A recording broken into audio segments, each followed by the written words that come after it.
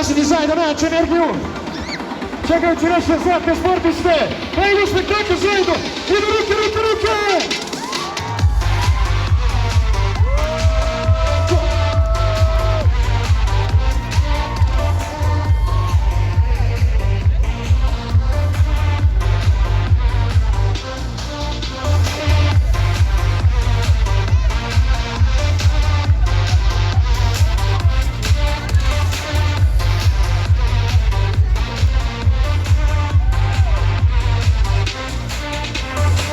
Evropski šampion otišla je da, kako sama kaže, uzme ono što je pripada.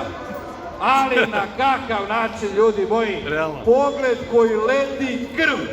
Čini vam se da se protivnice unapred predaju kada je pogledaju u oči. Fokus je samo isključivo na pobedu, od početka do kraja i tako je bila.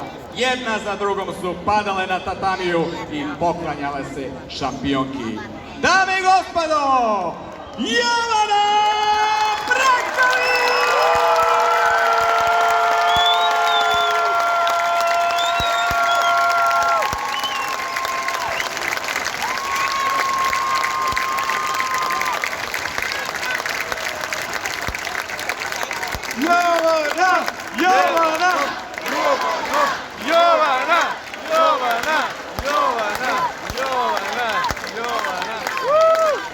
Ako niste znali, Jovana je iz Aranđelovca, grada posebno upisanog na mapi svetskog karatea. Do skora je grad bio grad svetskog šampiona, a od skora i olimpijskoj. Od malih nogu, preko prvih borbi, pa do ove najveće pobjede, sa Jovanom je bila legenda srpskog i svetskog karatea, Roksanda Atanasov!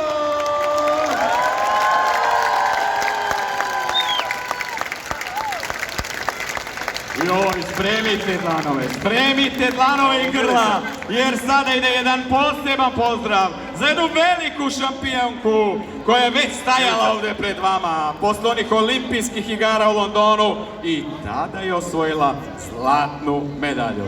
Mnogi sada nisu verovali da može do medalje, a baš kao i tada ona se okitila zlatom. Završila je karijeru na najbolji mogući način, zlatnom olimpijskom medaljom.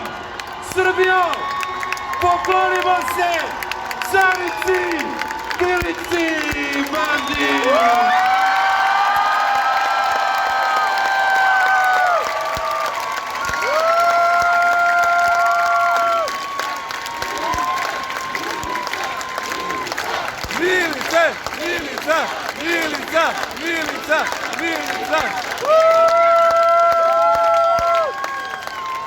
A evo jako je u vas, Milica!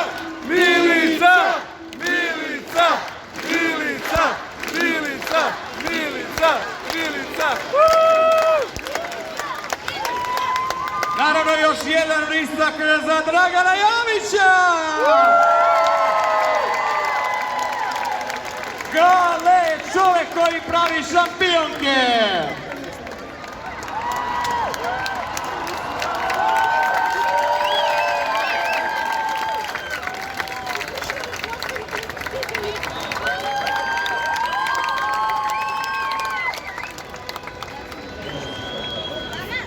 Ako je uopšte bilo dileme, sada su one sve otklonjene. Oni su naš najbolji tim svih vremena. Pokušali su da promene pravila kako bi iskinuli sa trona, ali ne može.